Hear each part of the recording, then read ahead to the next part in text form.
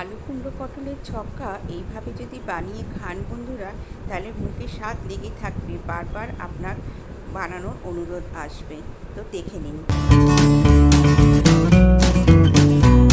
আলু কুমড়ো পটলের ছক্কা বানানোর জন্য এখানে আমি প্রথমে কড়াইতে বেশ কিছুটা সর্ষের তেল দিয়ে দিলাম। আর আলু, পটল, কুমড়ো আমি বড় বড় করে ডুমো ডুমো করে কেটে নিয়েছি। আর নিয়েছি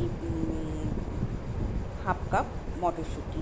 আমি প্রথমে আলু, কুমড়ো আর পটল প্রথমে আমি ভেজে নেব। আপনারা আলাদা আলাদা করে ভেজেও নিতে পারেন, আমি একসাথেই সব ভেজে নিলাম। আজকের রেসিপিটি যদি আপনাদের ভালো লাগে বন্ধুরা, তাহলে আমার চ্যানেলটিকে লাইক, কমেন্ট, শেয়ার, সাবস্ক্রাইব করে পাশে থাকার অনুরোধ রইল। মিডিয়াম ফ্লেমে আমি কুমড়ো, আলু, পটলটা একসঙ্গে ভেজে নিলাম। এতে গ্যাসও অনেকটা সাশ্রয় হবে। আলাদা আলাদা ভাজতে গেলে তো অনেক টাইম লাগবে। এইভাবে দেখুন সব ভালোভাবেই ভাজা হয়ে গেছে একসাথে। এবারে আমি তুলে রাখলাম, একটা প্লেটে আমি তুলে রাখলাম।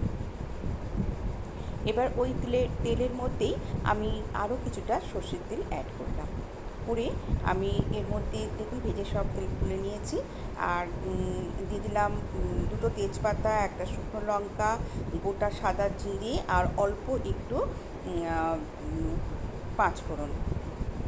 এটা অল্প জিরে, গোটা জিরে দিলাম, অল্প একটু পাঁচফোড়ন দিলাম। আমি কয়েক সেকেন্ড একটু ভেজে নেব। এখানে আমি গোটা সাদা জিরেটা একটু বেশি দিয়েছি, জিরের পরিমাণটা। সুন্দর একটা গন্ধ বেরোলে আমি গ্রেভির জন্য একটা পেস্ট বানিয়ে নিয়েছি। সেটা আপনাদের কাছে আমি স্কিপ করে গিয়েছি। দেখুন এখানে মিডিয়াম সাইজের একটা পেঁয়াজ, আদা, টমেটো, 4টে কাজু আর 5টা আমন্ড বাদাম ভালো করে আমি মিহি করে পেস্ট বানিয়ে নিয়েছি, দিয়ে দিলাম। গ্রেভির মধ্যে আর দিয়ে দিলাম স্বাদ মতো নুন। গ্রেভির জন্য আমন্ড বাদাম একটু বেশি দিতে হবে, আর কাজু অল্প দিলেও চলবে। আমি 4টে কাজু দিয়েছি, 5টা আমন্ড বাদাম দিয়েছি। আর এর মধ্যে স্বাদ মতো নুন দিয়ে দিলাম। আর দিয়ে দিলাম পরিমাণ মতন হলুদ গুঁড়ো, ধনে গুঁড়ো আর জিরে গুঁড়ো দিয়ে ভালো করে আমি গ্রেভিটাকে কষিয়ে নেব। দিয়ে দিলাম হাফ কাপ মটরশুঁটি নিয়েছি, দিয়ে দিলাম। দিয়ে ভালো করে আমি কষিয়ে নিচ্ছি। আর দিয়ে দিলাম কাসুরি মেথি, হাফ টিস্পুন কাসুরি মেথি, চায়ের চামচের, আর চায়ের চামচের 1 চামচ চিনি দিলাম। স্বাদে ব্যালেন্স আনার জন্য বন্ধুরা একটু মিষ্টি দিতে হবে, তাতে স্বাদ ভালো হবে। আর মিক্সির জারের মধ্যে যেটুকু পেস্ট লেগেছিলো আমি হাফ কাপ জল দিয়ে ভালো করে ধুয়ে দিয়ে দিলাম। দিয়ে দেখুন কষাতে কষাতে দেখুন তেল ভেসে উঠেছে সুন্দরভাবে। যত কষিয়ে নেবেন মশলা, তত সুন্দর স্বাদ হবে তরকারি। আর দিয়ে দিলাম 1 চামচ আমি লঙ্কা গুঁড়ো। এখানে আমি ঝাল লঙ্কার গুঁড়ো দিয়েছি, আমি কাশ্মীরি লঙ্কার গুঁড়ো ব্যবহার করলাম না। আপনারা চাইলে কাশ্মীরি লঙ্কা গুঁড়ো ব্যবহার করতে পারেন।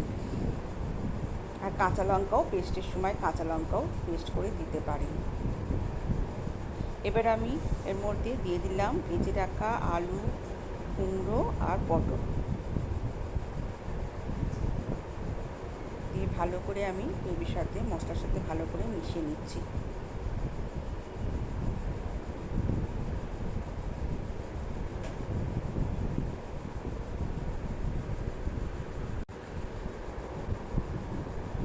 এবারে আমি সব মেশানো হয়ে গেছে, মশলা মিশিয়ে নিলাম, নিয়ে এবার পরিমাণ মতন জল দিয়ে দিলাম।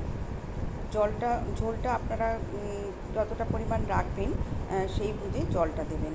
আমি অল্প অল্প ঝোল রাখবো, তাই আমি এই পরিমাণটা জলটা দিলাম। দিয়ে আমার মনে হলো যে আর একটু নুন লাগবে, তাই আমি আরও অল্প একটু নুন দিয়ে দিলাম। দিয়ে আমি 5 মিনিট মিডিয়াম টু লো ফ্লেমে ঢাকা দিয়ে রাখবো। এখানে আমি কিচেন কিং মশলা গ্যাসে ব্যবহার করব। এখানে 1 চামচ নিয়ে নিয়েছি আমি। 5 মিনিট পরে দেখুন ঝোলটা বেশ ঘন হয়ে গেছে তরকারিটা। এবারে আমি দিয়ে দিলাম 1 চামচ কিচেন কিং মশলা। আর আপনারা যদি নিরামিষ করেন তাহলে পেঁয়াজ দেবেন না, সব কিছুই দেবেন। আর নামানোর আগে ঘি দেবেন, আমি আর ঘি দিলাম না। আমি শুধু কিচেন কিং মশলাটা দিলাম, ব্যাস গ্যাস বন্ধ করে দিলাম, দিয়ে 5 মিনিট স্ট্যান্ডিং টাইমে রেখে আমি একটা বলে সার্ভ করে দিচ্ছি। বন্ধুরা, অসাধারণ খেতে হয়, লুচি, রুটি, পরোটা, ভাতের সাথে এইভাবে একবার হলেও ট্রাই করবেন, অসাধারণ লাগবে। আজকের মতন আসি, টাটা।